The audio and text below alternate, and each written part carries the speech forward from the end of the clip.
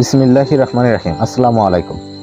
তো আজকের ভিডিওর মূল বিষয় যে প্রথম 7 দিন 1 থেকে 7 দিন পর্যন্ত আপনারা আপনাদের মুরগি সমূহকে কি ধরনের ঔষধ খাওয়াবেন এবং কি ধরনের পরিচর্যা করবেন এ বিষয়ের উপর গুরুত্বপূর্ণ কিছু তথ্য আজকের ভিডিওতে দেওয়ার চেষ্টা করব।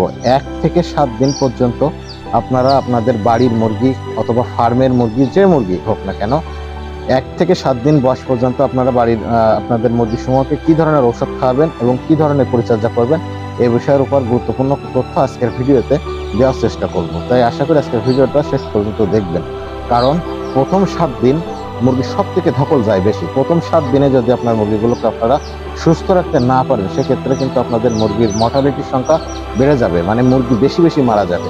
সেক্ষেত্রে প্রথম 7 দিন যদি মুরগিগুলো সুস্থ রাখা যায়, তাহলে শেষ পর্যন্ত ইনশাআল্লাহ মুরগিগুলো খুব সুস্থভাবে পালন করতে পারে।